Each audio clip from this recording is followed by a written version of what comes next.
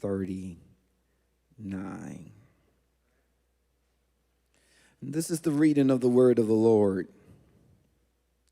Then cometh Jesus with them into a place called Gethsemane or Gethsemane, and saith unto the disciples, Sit ye here while I go and pray yonder. And he took with him Peter and the two sons of Zebedee, and began to be sorrowful and very heavy. Then Jesus, or he said unto them, My soul is exceedingly sorrowful, even unto death. Tarry ye here and watch with me. And he went a little further and fell on his face and prayed, saying, O my Father, if it be possible, let this cup pass from me. Nevertheless, not as I will, but as you will. Jesus, the only begotten Son of God, came into the earth to die for the sins of mankind. This was his assignment. He was born to come to take away the sins of the world. And in order to take away the sins of the world, the price that Jesus would have to pay was death.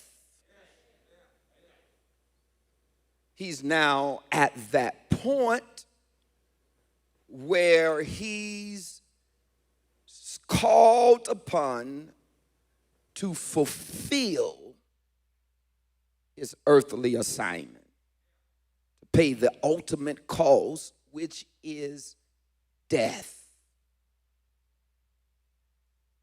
He's in the Garden of Gethsemane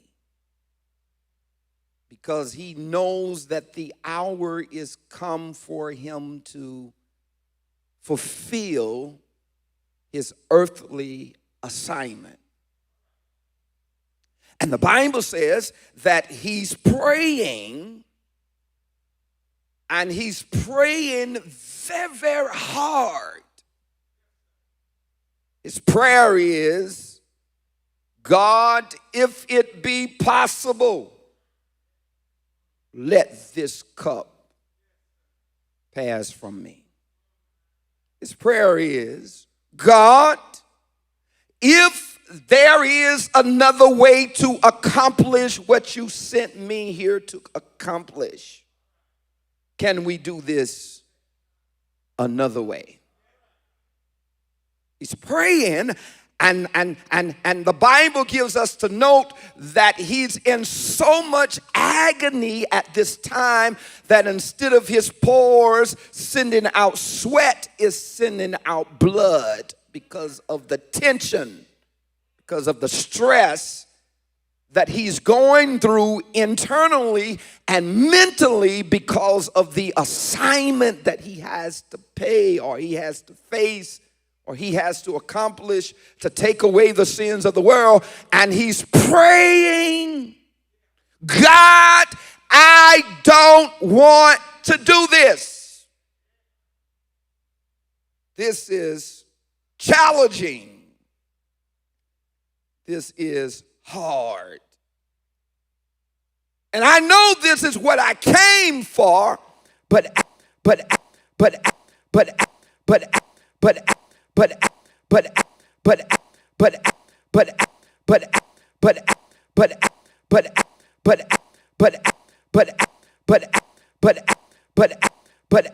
but but but but but but but but but but but but but but this particular way of accomplishing the assignment. Let this go. I know it'll catch on. Leave it. It's on. You can look at the word. This is one word that changes it. So eventually, yeah.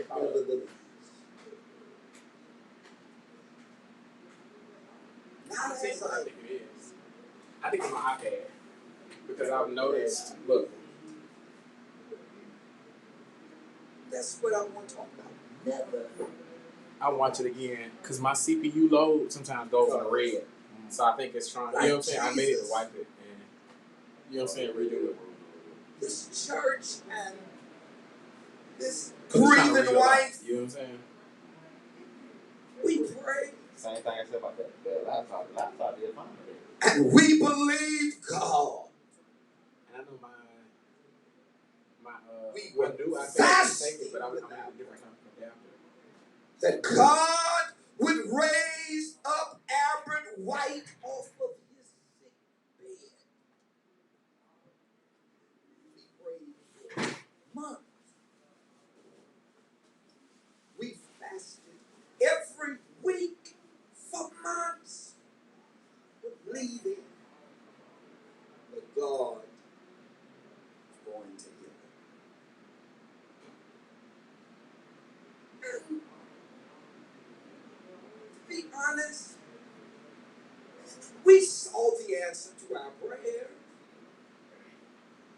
because he came off of life support.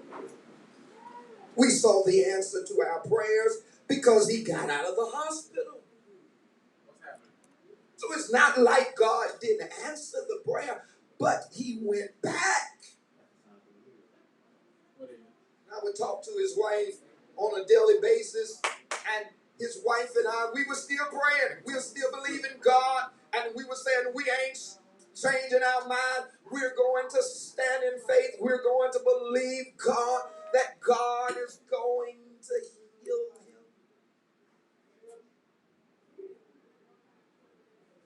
And it appears that God didn't do what we wanted him to do. Because we're here today. As I began to question God about this, God began to talk to me. God said to me, I answer prayers, but I don't always answer them the way you want me to answer them. God said, I come through. Not some of the time. I come through every time, but I don't always show up like you want me to show up. Said God, were we lacking faith? Were we at a place where my only begotten son, the one who knew no sin but became sin for you and I, he prayed that God, I don't want to go through this. Can you take this away? Can we decide on another route to take to accomplish the assignment? So it's not a lack of faith. It's not that you didn't pray long enough. He says, sometimes your prayer doesn't line up with my will.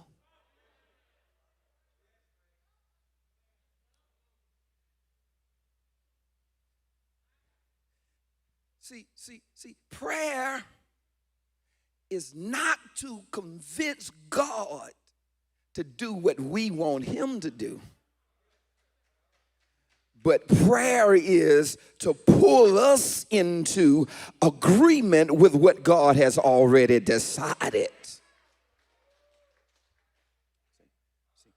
So you haven't really prayed until you get to this one place in prayer. It's called nevertheless. See. Don't ever quit praying until you can get to the point in your prayer where you begin to say, nevertheless.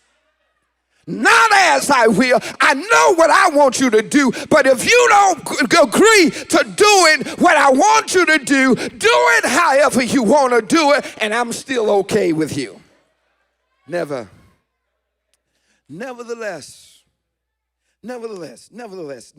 First of all, nevertheless is when your soul comes into agreement with God.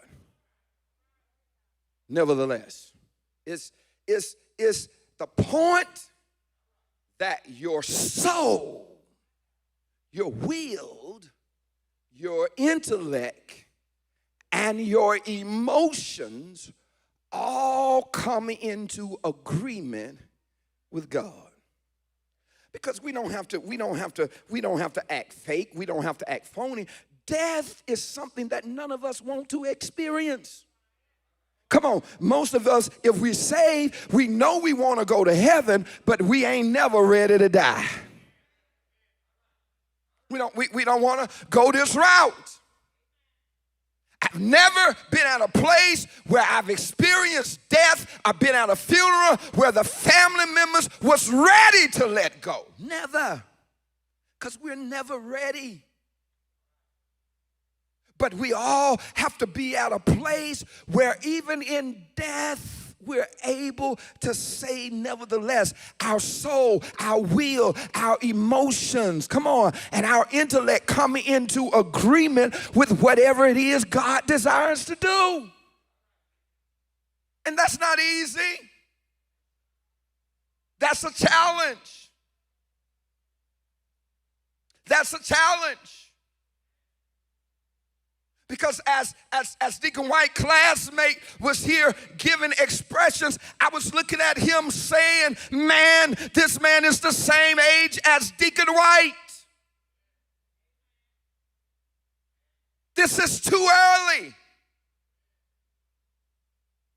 More life to live. More things to accomplish. More dreams see come true. More grandchildren to see graduate from college. All of that. But nevertheless,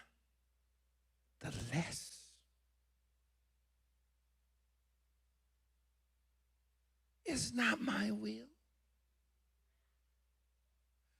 You are in here, you're listening to me, you're looking at me.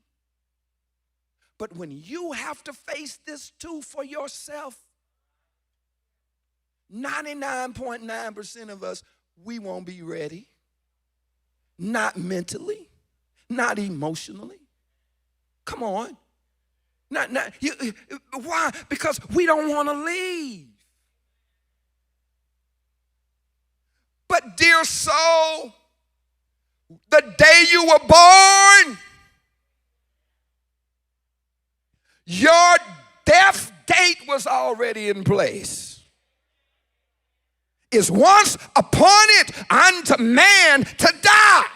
Once appointed. It's an appointment that all of us got to keep, that all of us have to make. And what's shocking about it is we never get to know what day the appointment is. Just on that day, death comes and say, okay, it's time to go. And you got to get to the place where you're able to say, nevertheless, my will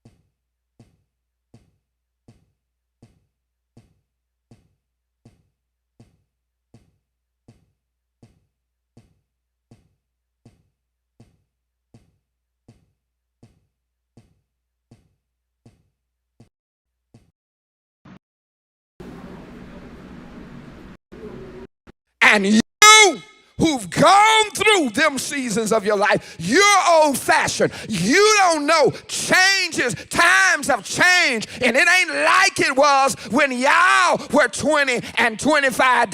Times have changed. Yep, times have changed, but principle don't change. And they don't think you know until they done bump their head against a brick wall.